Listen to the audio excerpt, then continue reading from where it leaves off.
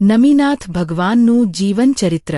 ભરતક્ષેત્રમાં કૌશાંબી નગરી પ્રસિદ્ધ હતી। ધર્માત્મા જીવોથી શોભતી તે નગરીમાં ઇક્ષ્વાકુવંશી પાર્થિવ રાજા રાજ્ય કરતા હતા। તેમને સિદ્ધાર્થ નામનો એક પુત્ર હતો, જે મહાપ્રતાપી અને ભાવિ તીર્થંકર હતો। એકવાર પરમ અવધિજ્ઞાની મુનિરાજ તે કૌશાંબી નગરીમાં પધાર્યા।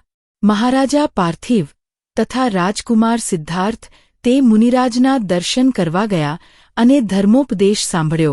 શ્રી મુનિરાજે સંસારથી વૈરાગ્ય ઉપજાવનારો ઉપદેશ દેતા કહ્યું કે, અહો, આ જીવ પોતે અખંડ સુખનિધાથી ભરેલો પરમાત્મા ચૈતન્ય મહારાજા છે। એને બહારમાં ક્યાંય સુખ મળતું નથી। અંદરમાં પોતાની પાસે જ ચૈતન્ય ભંડારમાં સુખ છે। તેને ઓળખે તો સ્વાધીન સુખનો અનુભવ થાય। હે ભવ્ય રાજન, તમે ચરમ શરીરી છો ને તમારો આ પુત્ર સિદ્ધાર્થ પણ ત્રીજા ભવે તીર્થંકર થઈને સિદ્ધિને પામશે। તમે આ સંસારનો મોહ છોડો ને રત્નત્રય ધર્મની આરાધનામાં આત્માને જોડો। અને હે ભવ્ય સિદ્ધાર્થ કુમાર, આ સંસારમાં હવે તમારે 2 ભવ બાકી છે। તમે પણ આત્માના ચૈતન્ય નિધાનને ઓળખીને સમ્યક દર્શન પ્રગટ કરો।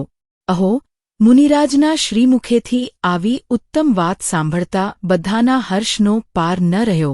તરત જ સિદ્ધાર્થ કુમારના અંતરમાં ચેતના ઉલ્લસિત થઈ આનંદના રોમાંચપૂર્વક તેણે સમ્યક દર્શન પ્રગટ કર્યું ને સાથે શ્રાવકના અનુવ્રતો પણ ગ્રહણ કર્યા।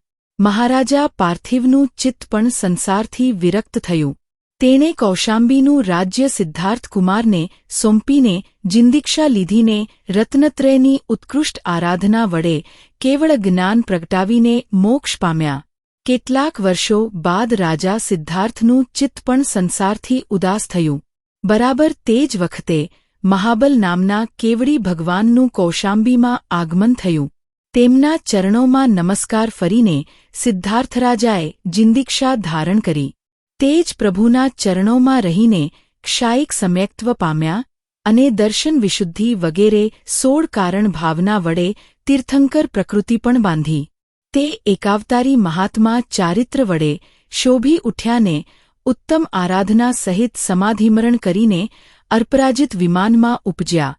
ભરતક્ષેત્રના તે ભાવિતીર્થંકર અપરાજિત વિમાનમાં જ્યારે બિરાજતા હતા ત્યારે વિદેહક્ષેત્રના ભાવિતીર્થંકર પણ તે જ વિમાનમાં બિરાજતા હતા। અસંખ્ય વર્ષો સુધી તે બંને ભાવિતીર્થંકરો અપરાજિત વિમાનમાં સાથે રહ્યા, આત્મસાધનાની ચર્ચાઓ કરી। 33 સાગરોપમ બાદ તે બેમાંથી એક અપરાજિત દેવ તો વિદેહક્ષેત્રની સુસીમાનગરીમાં અપરાજિત તીર્થંકર તરીકે અવતર્યા ને થોડા વર્ષ બાદ બીજા દેવ આપણા ચરિત્રનાયક આ ભરતક્ષેત્રમાં નમીનાથ તીર્થંકર તરીકે અવતર્યા। તે અપરાજિત વિમાનમાં અહમિન્દ્રનું આયુ જ્યારે 6 માસ બાકી રહ્યું ત્યારે મિથિલાપુરીના રાજમહેલના આંગણે દિવ્યરત્નોની વર્ષા થવા લાગી। ત્યારે બંગદેશની મિથિલાનગરીમાં ઋષભદેવના વંશજ શ્રી વિજય મહારાજા રાજ્ય કરતા હતા।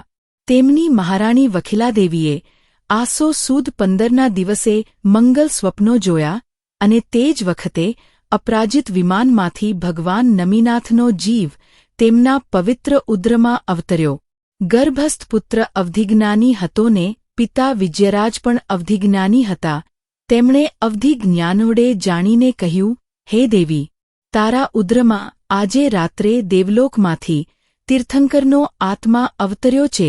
તું જગપૂજ્ય તીર્થંકરની માતા બની છો। આ જાણીને મહાદેવીની પ્રસન્નતાનો પાર ન રહ્યો। દેવલોકની દેવીઓ આનંદપૂર્વક માતાની સેવા કરતી હતી। 9 માસ વીત્યા બાદ અષાઢ વદ 8મના શુભદિને વપ્પિલાદેવીએ જગતપૂજ્ય પુત્રને જન્મ આપ્યો। એ મંગળ આત્માના પ્રભાવથી જગતમાં સર્વત્ર હર્ષ છવાયો, આખું જગત રોમાંચિત થયું। દેવલોકના વાજા એની મેળે વાગવા માંડ્યા। ઇન્દ્રના આસન ડોલી ઉઠ્યા। શચી ઇન્દ્રાણી દેવોની સેનાના દિવ્ય ઠાઠમાથ સહિત બાલ તીર્થંકરનો જન્માભિષેક કરવા મિથિલાપુરીમાં આવી પહોંચ્યા। એ બાલ તીર્થંકરને પોતાની ગોદમાં લેતા ઇન્દ્રાણીને પરમ હર્ષ થયો। મેરુ ઉપર જન્માભિષેક કરીને ઇન્દ્રે તે બાલ પ્રભુની અદ્ભુત સ્તુતિ કરી ને નામ આપ્યું નમિકુમાર. મુનિસુવ્રત તીર્થંકરના તીર્થના 60 લાખ વર્ષ વીત્યા ત્યારે નમિનાથ તીર્થંકરનો અવતાર થયો. તેમનું આયુ 10,000 વર્ષ હતું. શરીરની ઊંચાઈ 15 ધનુષ હતી. પ્રભુ નમિકુમાર જ્યારે 2,500 વર્ષના થયા ત્યારે વિજયરાજાએ તેમનો રાજ્યાભિષેક કરીને મિથિલાપુરીનું રાજ્ય સોંપી દીધું. અરે, એમને માત્ર મિથિલાના રાજા કેમ કહેવા? એ તો ત્રણલોકના શ્રેષ્ઠ રાજા છે. મહારાજા નમીએ 5,000 વર્ષ મિથિલાપુરીનું રાજસિંહાસન શોભાવ્યું.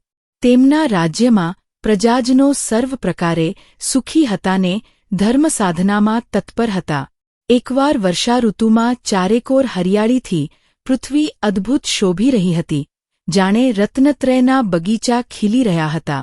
મહારાજા નમિકુમાર હાથી ઉપર બેસીને તે અદ્ભુત શોભા નિહાળવા વન વિહાર માટે ચાલ્યા. વનના આહલાદક વાતાવરણમાં પ્રભુને આત્મધ્યાનની ઉર્મિઓ જાગતી હતી.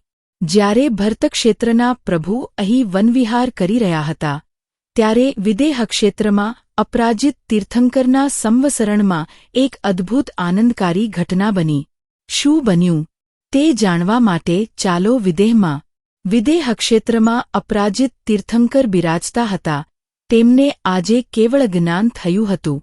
બે દેવો તેમના સંવસરણમાં આવ્યાને દિવ્યધ્વનિ સાંભળ્યા બાદ ભક્તિથી પૂછ્યું, હે જીનેશ, આપશ્રી જેવા તીર્થંકર ભગવાન અત્યારે ભરતક્ષેત્રમાં કોઈ છે ખરા? અપરાજિત તીર્થંકરે દિવ્યવાણીમાં જવાબ આપ્યો, હા, અત્યારે ભરતક્ષેત્રની મિથિલાપુરીમાં 21મા તીર્થંકર નમિકુમાર વિચરી રહ્યા છે. હાલમાં તેઓ રાજ્યાવસ્થામાં છે ને વનની શોભા નિહાળવા વનવિહાર કરી રહ્યા છે. થોડા વખતમાં કેવળ જ્ઞાન પ્રગટાવીને તે તીર્થંકર થશે. તેઓ અપરાજિત વિમાનમાંથી અવતર્યા છે. પૂર્વભવે અમે બંને અપરાજિત વિમાનમાં સાથે હતા. પ્રભુના શ્રીમુખથી ભરતક્ષેત્રના તીર્થંકરની કથા સાંભળીને તે બંને દેવો અતિ પ્રસન્ન થયાને પરમ ભક્તિપૂર્વક એ નમી તીર્થંકરને નજરે નિહાળવા તત્ક્ષણ મિથિલાપુરીમાં આવ્યા. મિથિલામાં નમી મહારાજા વનની શોભા નિહાળી રહ્યા હતા. એવામાં આકાશમાર્ગે આવીને તે બંને દેવોએ પ્રભુને નમસ્કાર કર્યા. એકાએક આ દૃશ્ય જોઈને લોકો આશ્ચર્ય પામ્યા. ત્યાં તો હાથ જોડીને તે દેવો બોલ્યા, હે પ્રભો, આપને દેખીને અમને મહા આનંદ થાય છે. આપ આ ભરતક્ષેત્રના 21મા તીર્થંકર છો ને વિદેહના અપરાજિત તીર્થંકરના શ્રીમુખથી એ વાત સાંભળીને અમે આપના દર્શન કરવા આવ્યા છીએ. દેવોની વાત સાંભળીને નમી પ્રભુનું મુખ જરાક મલકાયું ને તરત તેઓ ગંભીર વિચારમાં ઉતરી ગયા. જેમને નિકટકાળમાં જ કેવળ જ્ઞાન થવાનું છે એવા તે હોનહાર તીર્થંકર વિદેહ ક્ષેત્રના તીર્થંકરની સભામાં થયેલી વાત વિચારવા લાગ્યા. તત્ક્ષણ તેમને જાતિસ્મરણ થયું કે અહો, તે અપરાજિત તીર્થંકર અને હું નમી તીર્થંકર અમે બંને પૂર્વભવમાં અપરાજિત દેવલોકમાં હતા. ત્યાં અસંખ્ય વર્ષો અમે સાથે રહ્યા. તે પ્રભુ કેવળ જ્ઞાન પામ્યાને હું હજી રાજભોગમાં છું. આ રીતે સમય ગુમાવવો મને હવે પાલવે નહીં. હું પણ આજે જ મુનિ થઈશ ને કેવળ જ્ઞાનને સાધીશ. આ પ્રમાણે દીક્ષાનો નિશ્ચય કરીને પ્રભુ નમી મહારાજા વૈરાગ્ય ચિંતન કરવા લાગ્યા. 4 ગતિના ભ્રમણમાં વચ્ચે ક્યાંય તેને વિસામો નથી. રત્નત્રય ધર્મનું સેવન તે જ આ ભવદુઃખથી છોડાવીને મોક્ષ સુખ દેનાર છે. આ રીતે સંસાર ભોગથી જેમનું ચિત્ત વિરક્ત થયું છે ને મોક્ષમાં જ જેમનું ચિત્ત લાગેલું છે એવા તે નમી મહારાજા દીક્ષા લેવા તૈયાર થયા. તે જ વખતે દેવોમાં વિતરાગ અને બ્રહ્મચારી એવા સારસ્વત વગેરે લૌકાંતિક દેવો બ્રહ્મલોકમાંથી મિથિલાપુરીમાં આવ્યાને પ્રભુ નમીનાથને નમસ્કાર કરીને સ્તુતિ કરવા લાગ્યા. હે દેવ, આપના વિચાર ઉત્તમ છે. આપની વૈરાગ્ય ભાવનાનું અનુમોદન કરવા જ અમે આવ્યા છીએ. એમ સ્તુતિ કરીને લૌકાંતિક દેવો ગયા. ત્યાં તો ઇન્દ્રાદિ દેવો ઉત્તરકુરુ નામની પાલખી લઈને દીક્ષા કલ્યાણક ઉજવવા આવી પહોંચ્યા.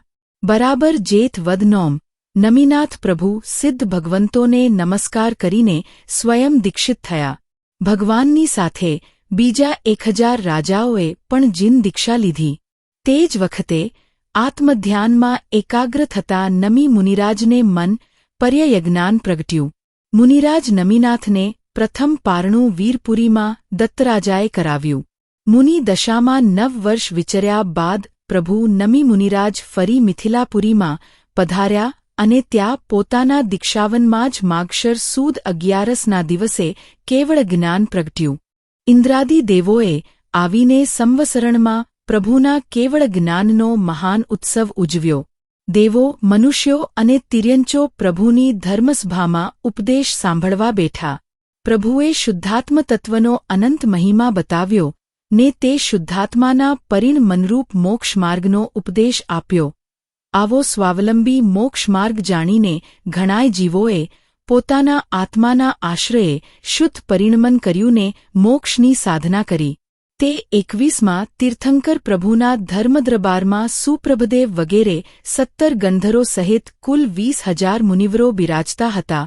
45,000 આરિકાઓ હતા. 1 લાખ ધર્માત્મા શ્રાવકો ને 3 લાખ શ્રાવિકાઓ હતા. ચારે બાજુ દિવ્ય ધર્મચક્ર ફરતા હતા. અરે, તે સંવસરણમાં ઉપર તો નજર કરો. અહો, 1,800 તો સર્વજ્ઞ કેવરી ભગવંતો ત્યાં બિરાજી રહ્યા છે. એક સાથે 1,600 અરિહંત પરમાત્માઓ સહિત તીર્થંકર પ્રભુના દર્શનથી કેવો મહાન હર્ષ થાય છે ને મોક્ષની આરાધના પ્રત્યે કેવો ઉલ્લાસ જાગે છે. ધન્ય જીનવૈભવ, ધન્ય આત્મવૈભવ. આવો આશ્ચર્યકારી આત્મવૈભવ સહિત 21માં તીર્થંકર પ્રભુ 2,500 વર્ષો સુધી આ ભરતક્ષેત્રમાં વિચર્યાને વિતરાગી ધર્મોપદેશ વડે લાખો જીવોનું કલ્યાણ કર્યું. એ રીતે ધર્મતીર્થનું પ્રવર્તન કરતા કરતા પ્રભુ નમીનાથનું આયુ જ્યારે માત્ર 1 માસ બાકી રહ્યું ત્યારે તેઓ સંમેદ શિખર પધાર્યાને અનુક્રમે યોગનિરોધ કરીને ચૈત્ર વદ 10ની રાતના અંતભાગમાં સર્વથા નિષ્કર્મ થઈને સિદ્ધપુરીમાં જઈ બિરાજ્યા. પ્રભુની મોક્ષ પ્રાપ્તિનો કલ્યાણક મહોત્સવ દેવો તેમજ મનુષ્યોએ ઉજવ્યો. તે પ્રસંગે અશરીરી ચૈતન્ય ભાવરૂપ મોક્ષનું એટલે કે સર્વથા શુદ્ધાત્માના અચિંત્ય મહિમાનું ચિંતન કરીને અનેક જીવો સંસારથી વિરક્ત થયા. કોઈ સમ્યક દર્શન પામ્યા, કોઈ મુનિ થયા, તો કોઈએ કેવળ જ્ઞાન પ્રગટ કર્યું અને કોઈ જીવો પ્રભુની સાથે જ મોક્ષમાં ગયા. મોક્ષની સાધનાનો એ મહામંગળ મહોત્સવ હતો. તે મોક્ષની સ્મૃતિમાં ઇન્દ્રે પણ તે મોક્ષભૂમિ મિત્રધર ટૂક પર પ્રભુચરણોની સ્થાપના કરીને પૂજા કરી. ઇતિ શ્રી 21માં તીર્થંકર નમીનાથ ભગવાનનું મંગલ જીવનચરિત્ર પૂર્ણ થયું.